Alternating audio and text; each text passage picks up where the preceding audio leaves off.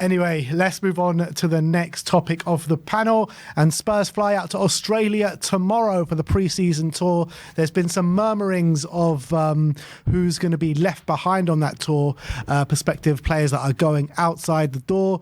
Dave, who are you thinking? Who's going to be left at home? Well, look, obviously you have some of the injured players there that will be left at home. Outside of that, I think you're probably looking at someone like Lo Celso, Perisic, maybe Sanchez, people with moves sort of rumoured to sort of be underway and stuff like that. So that's who I think will be left at home. Do you think potentially, I think we know, don't we, that Forster's going to be left at home, and there was another, was it Jed Spence? Sessegnon as well, but there was one more as well. Bentancur, that was it. Yeah, you're right. So, I mean, we know probably Lo Celso. You think Perisic as well, left at home? Well, if the rumours about Hajduk split are sort of that, maybe there's a deal there to be had, maybe, I think so. Look, we've got a squad of 35, 36 players now, if I'm correct. Last year, we brought 28 to Korea. So if you're going on the numbers that we bought last year, there are going to have to be, a few players sort of left behind. Because also with that squad in Korea, that was very, very bloated and included some youngsters as well. So we have a lot of work to do in terms of the outgoings. And to be honest with you, I think we're at a point where, regardless whether other players have a move lined up or not, make your intentions clear as a club. You're being left behind, and you're not a part of this going forward.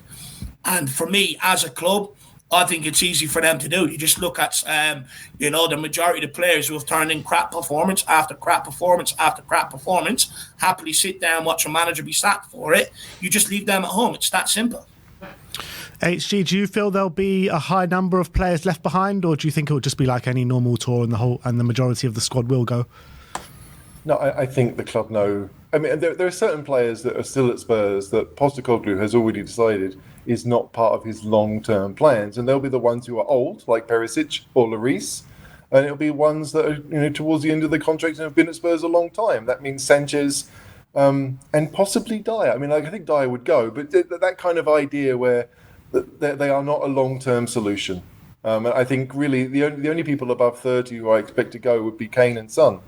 I can't think of anyone else who would count as being a long-term solution. So, I think Ndombele will go. I suspect Lo Celso might not, because again, what's the point if you don't think you're going to see a future of him? And I think Ange is willing to see Ndombele maybe as a solution for one of those positions. But I mean, if you're looking at 5 or 6 players that aren't going to go, then yeah, the older ones who have got a short time left on the deal are the obvious cases. And as David said, the ones that maybe have a deal lined up already. Like we saw Lo Celso's been linked with Betis, where he played before. Those seems obvious ones. It's not as if Lo Celso has come back and made it clear that he wants to hang around. I think he's just happy to see what's going to happen. So but I don't think we're going to see too many surprises. I'll put it like that. I think there will be logical decisions based on age and contract length. There's been a lot of rumours regarding Pierre this summer about him going to Atletico or potentially maybe another club. Sim, do you think he's one that could be potentially left at home? He looked in good spirits when he came back into training the other day. You told us not to read into the Ndombele one, so don't be reading into the Højbjerg one either. I'm a body language expert. I'm reading into it. Do I think he goes? I suspect he probably would, just because he's a more senior member of the squad. He's one of the leaders. So as long as anything's not really advanced with Atletico, I do think he travels with the squad. If he doesn't, that must be a big sign that something's really close with him.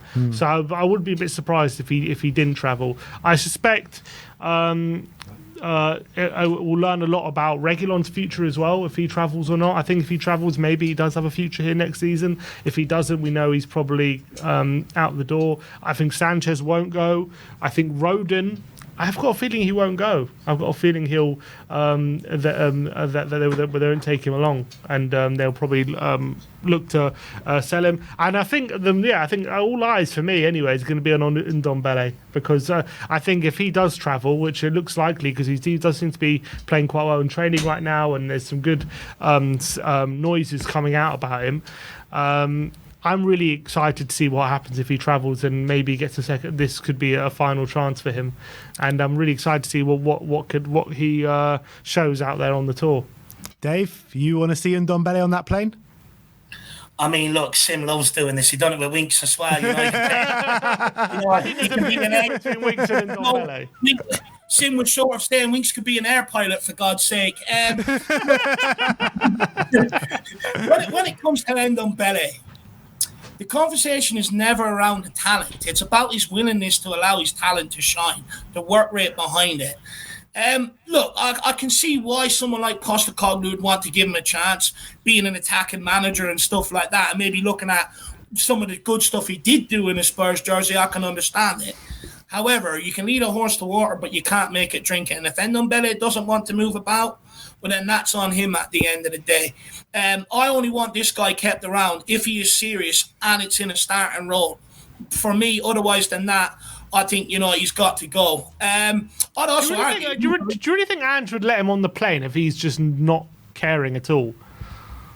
See, what we've got to understand is, right, what's happened at Hotspur Way over the last couple of days, it's like work. Coming back, few bleed tests, see where people are at fitness-wise, a bit of ball work. Now that all the internationals are back, you're going to see the real work happening over in sort of Australia on the pre-season tour, a bit like what we saw with Antonio Conte when they headed out to Korea last season. So it's really hard on what we've seen so far to make a determination on whether the guy is committed or not. You'll only really know when you send him through the real tough running for pre-season, how much grit, how much desire he has to see that out, to finish it out. So for me, I think he will go, because I don't think you can make a call on it just now. I think you have to wait until you put him through the paces to really determine whether this guy has had a change in mentality and attitude or whether he hasn't.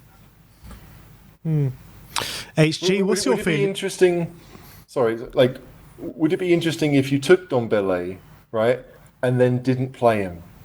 You just wanted to see how well he was at supporting everyone else. That would be an awful thing to do, because I don't think it would help at all. But you could imagine someone, that would be a Mourinho thing, right? I'm going to take you just to see how you react to this nonsense situation I've put you in. Because Ndombele, we all know, if he's got the ball, he's a great player. That's it.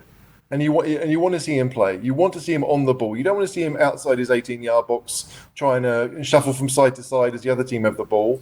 So Ndombele will go. I mean, David's right. Ndombele will go. We don't know what Ange's going to think, and he can't have decided in 10 days. I'd be surprised. Those players the bigger players that won't go will be the ones that have a team maybe looking at them already. And in the same way that Bale didn't play a single pre-season game after the first one the summer he left because we were protecting him, it will be something along those lines.